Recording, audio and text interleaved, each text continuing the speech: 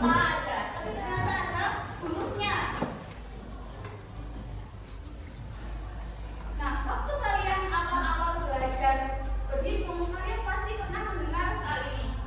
2 dikali berapa sih yang hasilnya 6? Iya nggak? Iya. Terus bilangan yang belum diketahui hasilnya ini bisa kita ganti dengan variabel. Tahu variabel itu apa? Huruf atau simbol gitu. Bisa diganti dengan X misalnya, atau Y atau Z. Di rumus luas persegi panjang, biasanya nih yang belum diketahui adalah panjangnya.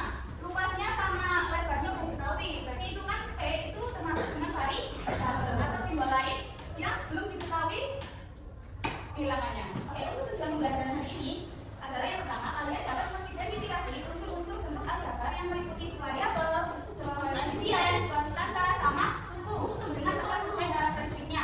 Kemudian tujuan pembelajaran yang kedua itu adalah kalian dapat mengelompokkan suku yang sejenis serta menyelesaikan operasi penjumlahan dan pengurangan bentuk aljabar dengan minimal ketepatan 80%. Oke, sebelum masuk ke materi, kalian kerjakan dulu game mana di sini, kalian scan. Nah, udah diisi identitasnya, nama, nomor absen kelas. Kalau udah, next langsung ke kegiatannya, langsung ke gamenya. Kalian baca dulu, instruksinya dibaca dengan benar.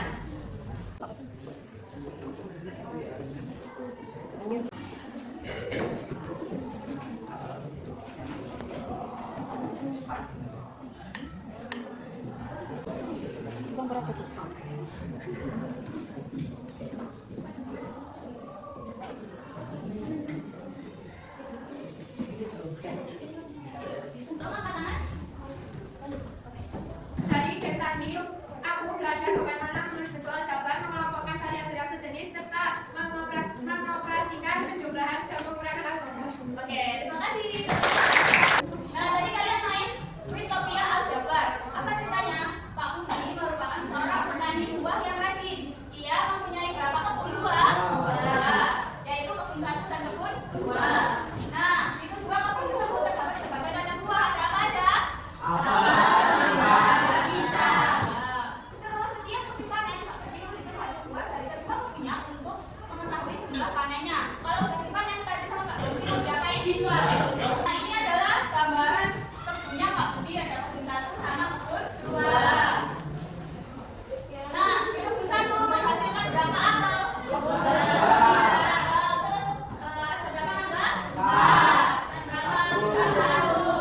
Terus di kebun 2 ada berapa apel? 2. Berapa mangga? 3. Misalnya 3. Nah, tadi kan kalian disuruh mengelompokkan baik kebun 1 dan kebun 2 mana yang sejenis. Itu penting guys. Sebelum kalian mengoperasikan sebuah operasi aljabar, kita harus mengelompokkan dulu mana variabel yang sejenis. Misalnya apel sama apel, pisang sama pisang, mangga sama mangga. Nah, ini adalah hasil dari kebun 1. Ada X tadi menunjukkan buah apa? Y, Z, pisang. Nah, X, Y, Z ini disebut apa?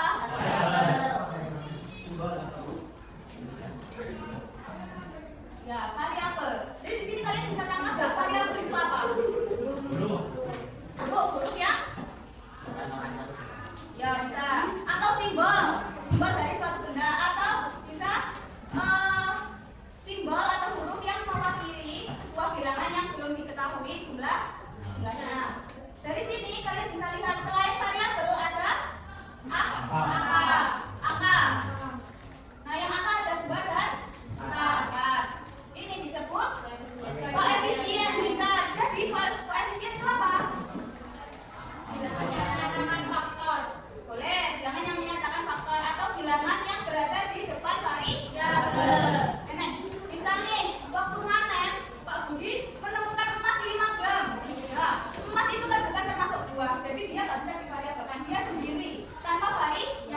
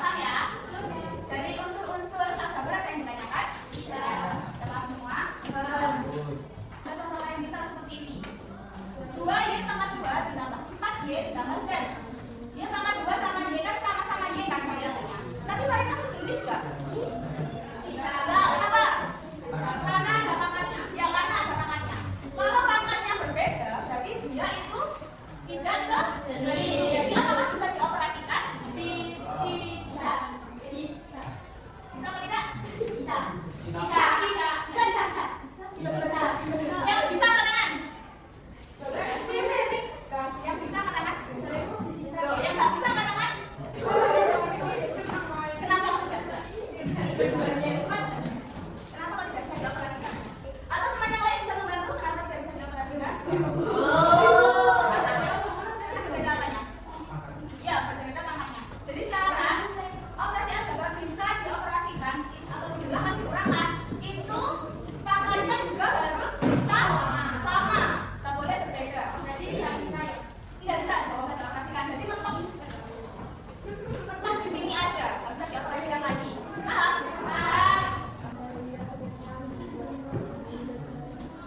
Nah tadi Pak Bibi ingin menjelaskan kebun 1 dan kebun 2.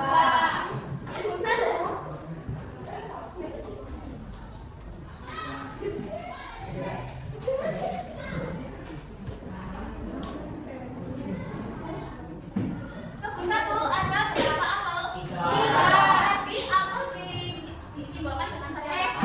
X. Berarti 3 X. Mangga pakai variabel apa? Y. Ada berapa mangga? 4. Kalau pisang? Z. Ada berapa pisang? 1. Kalau 1 aja bisa variabelnya. Ya. Terus di kebun 2 ada berapa apel? 2. Simbolnya X. Ada berapa mangga? Y. Ada berapa pisang? 2. Kita Z. Oke, Pak, semua?